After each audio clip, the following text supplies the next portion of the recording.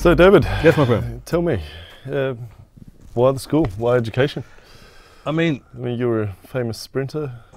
I think that we all into education. We all as separate entities. We all educate in different ways, and I think that being a personal trainer is you are a teacher, you are a coach, so you're always educating anyway. So for me, it's like when I came to Sweden, way back 2004. Yeah, 2004 I came to live. So basically what it was that I got a position in a club called Sport Life, that's now Nordic Wellness, to run their personal training. They had no personal training going on at that time. So SATS were the only gym chain that had a real personal training structure. Yeah. So this was in the early days of the health and fitness industry. So how was the personal, if we stop there, sorry for interrupting, No, but how was the personal trainer business done? Because now there's personal trainers everywhere. Yeah. How was the industry back in 2004 when you started? It was just in the start stage, more or less, of like, getting big. I mean, there were gyms popping up everywhere, but not as they are today, obviously. But more people were coming into health and fitness, and more gyms have been opened. Yeah. So I mean, there were personal trainers who were like, right, this is a new job, this is a new way for me to, okay, I love to train, so therefore I can move into this new position as a personal trainer that was now becoming popular in the gyms. The gym instructor role was more or less fading out. Yeah. So now it was personal training. This was a thing to be, not gym instructor, not group trainer instructor, personal trainer. So when I came to live in 2004, obviously I'd lived here for 1 year previously when I did my last season in athletics. I came to live for 1 year, so I worked at SATS at that time. So I saw, okay, the industry now is becoming a little bit more knowledgeable about what a personal trainer is. Obviously in the UK we were used to this. So when I started working in what is now Nordic Wellness, I rented myself in, and because I knew what I was doing and how to do it, I got pretty successful pretty quickly. So the owner came to me and said, okay, how are you managing to do it? And why have others failed? I said, well, it's education. They don't have the right education to do it. He said, okay, can you run for me a structure like this? I said, yeah, sure, I can do it, and I can do it better than what SATS have been doing it. Because obviously I'd worked at SATS, so I saw their good points and I saw stuff that could be improved. So we started that way. Now the issue was that I had to hire trainers. Okay, so my job as a PT coordinator was now to put 3 or 4 or 5 personal trainers into every club he had. Okay, who were being now employed by the club. So I was having to hire trainers, and obviously the trainers who I had to hire were coming from the 3 main schools that existed at that time, that were all based in Stockholm. Fine, no problem. So I'm hiring these trainers, then I'm realizing that these trainers don't know what they're doing. So just quickly, those schools in Stockholm, those 3 or 4, how long, what was their courses involving? Their courses, I mean, you saw the basic structure, so I saw the material. They were all the same, all using more or less the same material. I mean, it was anatomy, physiology, it was mostly training with machines. So there was no functional training, there was no free weights training. It was mostly with machines. They learned some fitness testing. They learned some biomechanics, and they got some first aid knowledge. Yeah, that was basically what the material consisted of. Okay, and obviously some with the nutrition also. So now when I'm hiring these trainers, my job as a PT coordinator depends upon these guys doing their job. So obviously getting the customers their results, and obviously then those people who get the results telling other people, so they get more clients, so it was that my job was to make sure that these guys were doing their jobs. So once I realized, hold on a minute, that this is not happening, I was the one having to recruit the clients and then give the clients to the trainers and then monitor them in whether or not they're going to get the results for the clients, which they weren't doing because the clients weren't coming back, the clients weren't happy. So I thought, hold on a minute, what's going on here? So now I started to, that was the first wave, because now it was all new to me. Okay, why do these guys why they're not succeeding? So it's okay, now I've got to stop now and start to scrutinize more. Okay, what did you learn on your PT course? Go into more, okay, here's the material, but what did you learn actually? Then I just obviously started to realize they weren't learning the essential things they needed to learn. They didn't have customer service. They didn't have any leadership skills. They didn't know what their role was as a PT. They thought, okay, just stand by the client and count repetitions. Yeah, well, that's not going to get you so far. They didn't have any marketing skills, didn't have any sales skills. They didn't know how the psychology of training. Planning, preparation. Preparing programs, planning programs, following up, you know, getting the follow up. Okay, so how was your session today?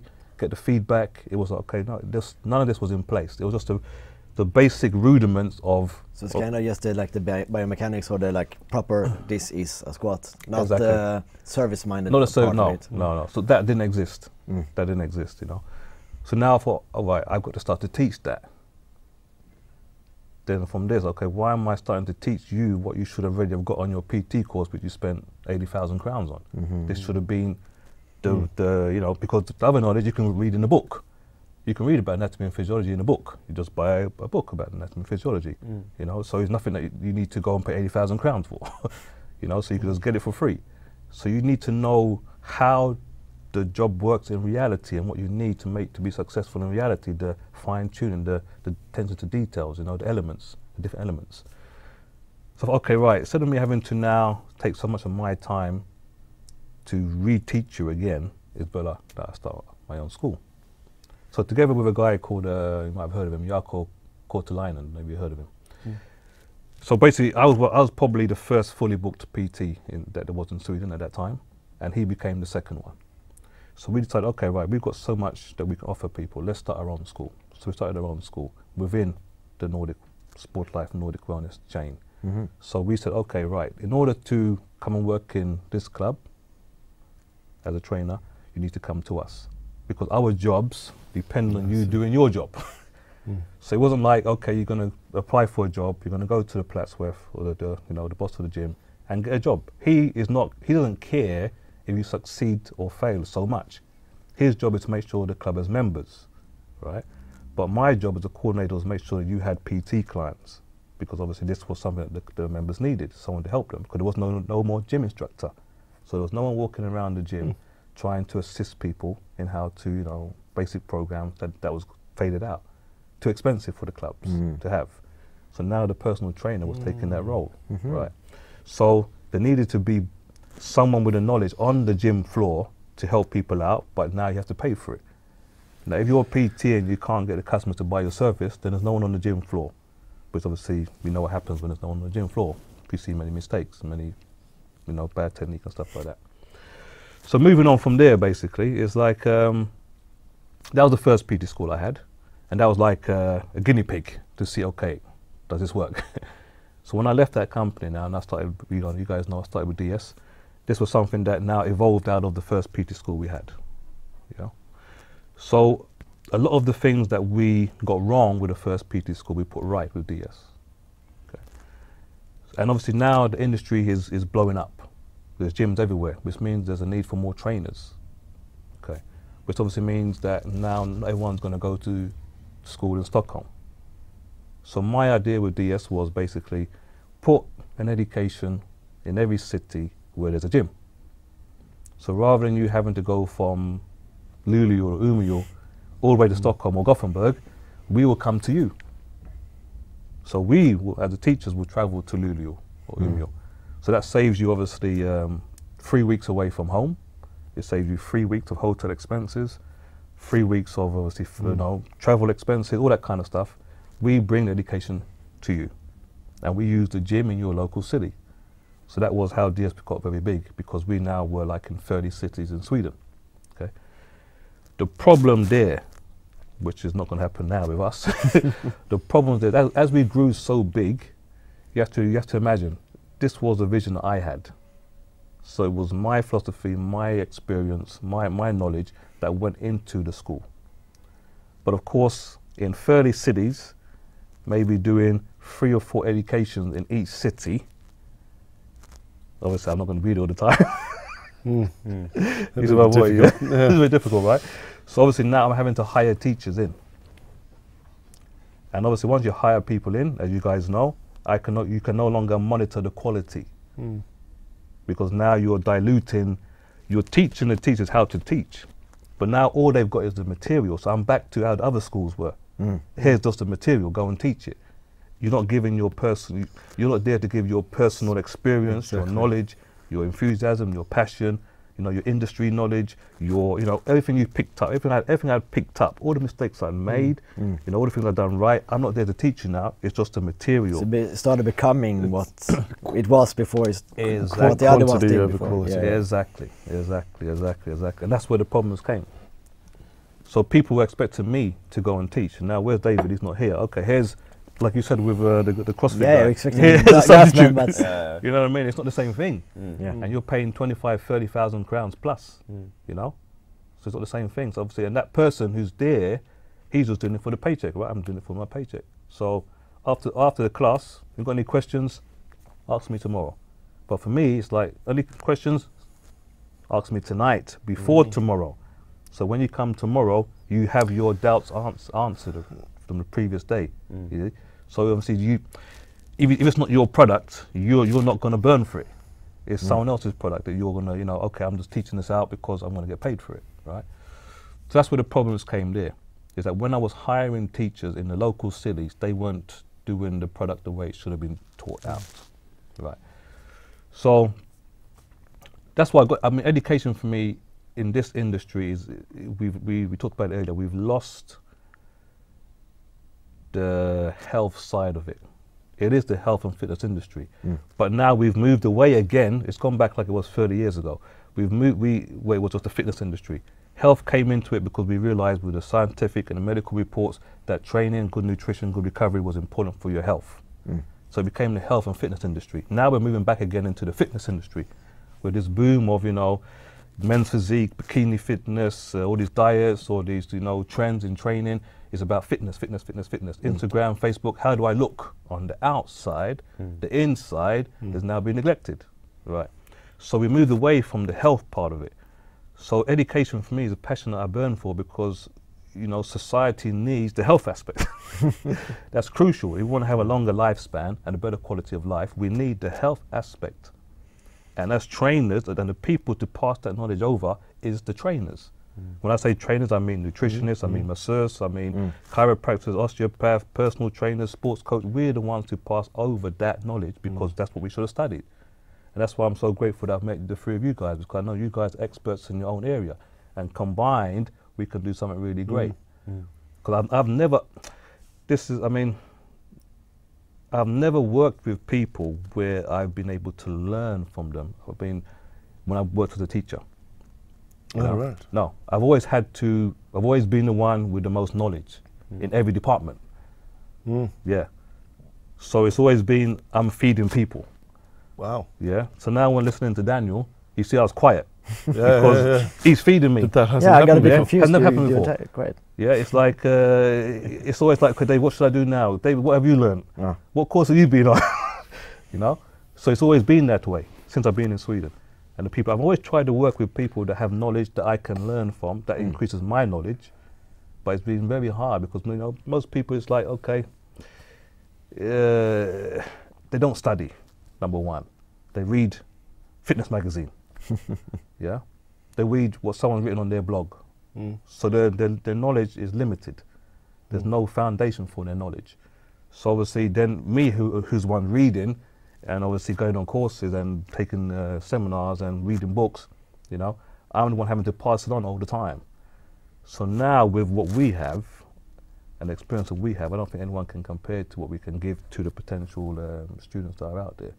So from education is something that is crucial today, and I think there's a lack of it like we talked earlier, in the homes. Parents don't know how to train, don't know how to eat, so of course the kids now won't learn.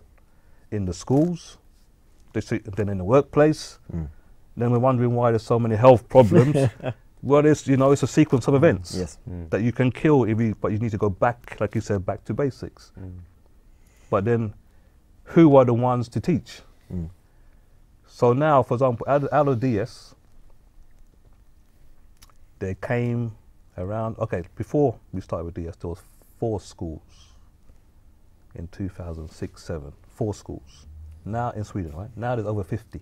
Oh. Yes. That much. Now we're over 50s. Is the market regulated? It's unregulated. It's not regulated in that sense, no. But you can't like The European. private education, not like Busan and stuff like that. That's Private Private schools. ones, yeah. Private schools, yeah. Private schools. But you've got the European standard but of education. that is just like how do you say? That's an authority that can give your school approval, but you don't have to have it to run a PT school. Yeah. So I mean, out of DS came about 20 schools. Some have closed down, some are still in business. So basically, people that saw, like we talked about earlier, the financial side of it, not the education side of it. It's like, okay, here's 20 people who have paid 20,000 crowns each. Let's do the math. Right, this is a good business. Now I've got 1,000 people on my Instagram or my Facebook or plus, you know. I've got the material. I can rebrand this, boom, and launch. There's no barriers to entry. So you don't need a massive marketing, budget anymore. You just do it on Instagram, you do it on Facebook. You talk with friends and family, and they do it for you. So obviously, there's no, So out of our school came about 20 schools. Ex-employees, ex-shareholders, ex-students, who just saw the concept. Right, this is a good concept. So now taking what they're learning from myself and the material, and now doing it their way under a new label. So you can imagine now what comes out. These are people who have never worked as trainers. Yeah, never worked as trainers before. They get 1 year's worth of experience in the gym and they're out, right? So you can imagine now what's out there in terms of the quality of personal trainers.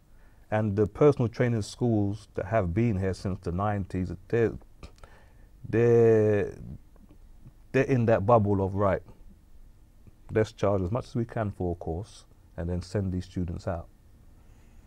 But we're seeing, if everyone, I'm talking about all schools, if all schools were being productive, then they should be having a massive impact on the status of health and fitness of people that go to the gym. Obviously, we're not having that because there's so few people that are buying the product, personal training. Yeah, but they say it's too expensive, or they don't have the time, or they can do it by themselves. So we're seeing this cycle of, okay, more trainers but more problems. Should be the opposite way. More gyms, but more problems. So I mean, how, it doesn't connect. Can I ask you a question? You have been, I think, probably in the fitness industry longest of all of us, maybe. Yeah, more or less. Yeah. Because you touched on a couple of things that I find kind of interesting, quite interesting. You talk about the difference between health and fitness. Yeah. Most people think of it as once, but there's quite a difference sometimes. And we talk about marketing via social media and stuff. Isn't it can it be, or is it, or has it gone more towards people just wanting as good results as in being as fit as possible? Because if you show a picture of a client that's gone from being unfit until ripped, then you can use it on your social media. It's really hard for someone who has just gotten healthy to use as marketing. So have you seen that those kind of aspects have led to it going more and more towards the fitness aspect and less on the health? Definitely. I mean, obviously, we live in a society today where obviously people want to be seen. So people want to be seen in the best light possible. That's why obviously these programs like Biggest Loser, these kind of programs, they are, they're huge. But go to the stories after the program has finished, and you hear stories that, wow, these people are in a worse position than what they were before they went to the program, because it's a short-term fix. Yes. Very short-term. So you're focusing on the fitness, get that client as fit as possible in a short space of time as possible, neglecting all the psychological issues that got them to where they were in the first place for them to need that quick fix. So you've got to deal with the issues first. And that's what modern day, that's why we call ourselves 21st century personal training school, because we want to fix 21st century problems.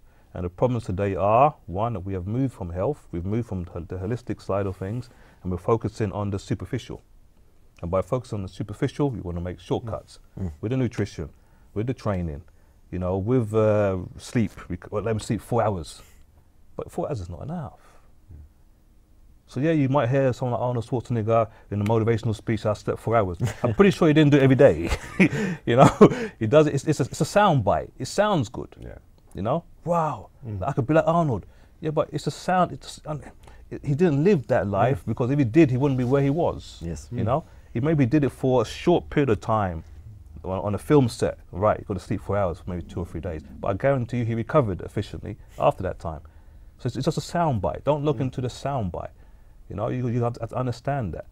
So yes, this guy got very fit in 6 weeks. But that's what did he skip along the way to get him there? You're just seeing the end result. But look at what happens afterwards. Let's look at him in 6 months' time. Has he managed to sustain that? Most of the time, not. As I Because mean, it's too extreme. more talk is oftentimes, or most of the times, is get fit or get ripped in 6 weeks or 12 weeks. Yeah. The focus on how quick it goes, has that become more of a focus as time goes by, as more as the fitness aspect come into it? There'll be more and more of this, like 6-week program or 12-week program. Yeah. I mean, of course, it's a way to lock a client in. Okay, we can, but you have to, what you can achieve in that time, the objectives have to be in place. So right, not only do I want to work on your physical fitness, but I want to work on your mental fitness. I want to work on your recovery. In that 6 weeks, there's many things we want to accomplish. It's not just you losing X amount of kilos. That is not the objective. That's one of the benefits, but it's not the objective. The objective is to put you on the road to change in your lifestyle. Put you on the road. It's a journey. You won't make the journey in 6 weeks, but it gets you started. Yeah. I mean, if you're going to run a marathon, you've got to run 100 meters first. It gets you started, but it won't get you to a final result. It's a journey. So obviously, as trainers, we have to pass that knowledge on. That yes, we're going to get you there, and maybe every 6 weeks you'll see progress. But 6 weeks is not the target. It's just a starting point. Yes. It's just a starting point. But of course, and that's where we as educators need to come in, so that when we are educating trainers, today's modern day trainers, we deal with today's modern day's problems. Get away from these quick fix, short-term solutions. They don't hold. They don't hold. I mean, the science behind it, the research behind it doesn't hold. People go back to old habits because you haven't broken the habits yet. Yeah. But people are still locked into, right, let me get it as fast as possible. So we talked about the nutrition. Let me eat as fast as possible so I can get back to work. Because the modern lifestyle. Modern lifestyle, right. Getting optimized when it comes to time. Yeah. Because time is the limiting factor for most people today. Exactly. So we moved away from education side of it because of the speed of the industry. So back in our days, we was like 1 year. And then after the 1 year, you had to go and do practice work in the gym for like 3 months before you could start to work and get paid. Then obviously as the industry got faster and got bigger, so the education has got faster and less time. So now you can do a distance course over a weekend, 2 days. Yeah. I was amazed when I first got to Sweden, and I automatically noticed the quality was extremely low compared to Australia. And I then found out, I think it was you that told me about the weekend online courses, sort of courses, and the regulation side of the industry and everything is, like back home, unless you have a AIS next to your name, which is Australian Institute of Sport accredited, and that to get that accreditation, it's pretty much give or take about a 1.5 to 2 year university level education to become a PT. And then I came over and saw this and started to scratch my head, and then I started to realise why, when I wrote notes to my clients to take to their, oh, you've got a PT, fantastic, here, take that to them, and that's what they need to work on. And time again, they'd come back for the next treatment. I'm like, so how did it go at the gym? Have you been able to change this and change that? Oh, yeah, they didn't know what you were talking about. They didn't understand your note. And I reread the note. No, that's just basic, like scientific explanation for what your problem is and what you need to focus on. No idea. Absolutely no idea, some of them. And I even got kicked out of a Nordic wellness once. Did you? Because I took my client to her Nordic wellness gym. And I started to show her what she needs to do. And the personal trainer or someone came over, staff member came over and said to me, are you personal training here? And I'm like, no, I'm just her friend. Just she needs tips on this. And he said, oh, that's something we can show her. And I'm like, well, apparently not, actually, because she was here last week. I mean, the industry's got to go crazy, and I think that it's become so money orientated, like most things today. But if you burn for it, you know that side of it. I mean, I never started out to want to start an education company. You see my point? That was never my goal. It's when my job depended upon me making sure the trainers I was hiring from these other schools were doing their job. And I saw that they weren't doing their job. So then I'm going to lose my job. So it's either I lose my job or I pass over my knowledge. So then if I'm doing that, then I'm educating. So right, I might as well start my own education company then. Then you go there for 3 weeks, come back to me, and I got to do it all over again. Doesn't make any sense. So it's better, okay, let me start my own. So that was never my intention. So I mean, the thing is that where we are today now, I think it's gone too wild. It's too wild. I don't think there's all these 50 schools are not suddenly going to come together and say, okay, let's make it better. It's too many egos in it. It's too many chefs in the kitchen. You know what I mean? So I mean, it's just trying to make the best of us of what's out there. So I mean, to do that, that's why I think that we did a lot of good things in DS, a lot of great things in DS. I mean, we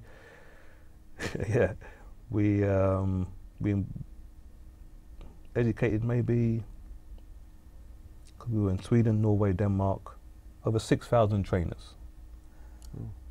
That was 95% of those trainers found work or started their own company.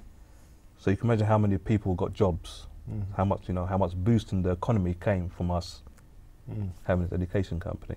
None of that is talked about. It's just okay. Yeah, you had some negative. We did have some negative responses. Sure, like any other company does. I don't think you could ever eradicate that. I was very tough when I taught. I still am. I mean, you're not coming. I don't care if you've been. One of my guys I look up to is a guy called Dorian Yates. One of the famous bodybuilder. If he came on the course, I'm gonna. I don't care how many years. I don't care. You're 6-time Mr. Olympia. You got to do it this way, otherwise you're not passing. I'm very tough because I know what your job is out there. Now, but once you leave the course, I have no more control over what you do. And that's where the gyms need to come into place. That there should be someone with our type of knowledge in that gym supervising those trainers to make sure that they're doing a good job. And maintaining the education. And developing all the time. But there isn't. It's now, right, if you got a license, great. You got a job, hands off. There's no one there to monitor that trainer. But in my time there was when I first started. It's like, okay, right, you've done your 1 year, 2 year course. You've done your 3 years practice. Now you're going to be under the mentorship of this guy. So you need to give him or her your training program. So they can see if it's good enough. Then their job is not to train clients. Their job is to train the trainers to make sure that when you're on the gym floor, you're doing things right, and that there's someone who you're accountable to if you're not doing it right. So if he sees you doing something wrong, or customers are complaining about not getting results, you're in his office. See my point? So that way you're on your toes all the time. Now that's not the case. Now you got a job, off you go. As long as the client's paying, and that's well, fine. Crazy. So I mean, like the industry is got so big that there's no more control. And when it gets to that point, then of course it's a jungle, right? And I guess that if the object is just getting money and new clients in all the time, because there's a lot of focus, isn't it, on getting new clients and not keeping clients, so to say, because getting someone fit in 6 or 12 weeks for a personal trainer with some basic knowledge is really, really easy. I can teach anyone in a couple of hours how to do it, how to get someone fit in 6 weeks, but how to make sure that they stay healthy, that's an entirely different thing. Different story, yeah, for sure. So I mean, I think it's within the industry right now. I think there needs to be some accountability. Yes. That we are having an impact on people's lives. We're not talking about people's fitness. We've got to see the big picture, the big picture perspective, so that the next generation don't fall into the bad habits of this generation. So obviously, this comes from the educators, who are obviously the ones studying and getting the knowledge. We pass it on to the public, we have a responsibility and accountability to do it the right way. So that's why I think that working with you guys, I think we'll set a platform, we'll set a parameter for that, and just see what we can do within our own within our own capabilities, basically. Looking forward to it, mate. Yeah, looking really much for forward sure. to it. Great, man. Great. Awesome. All right.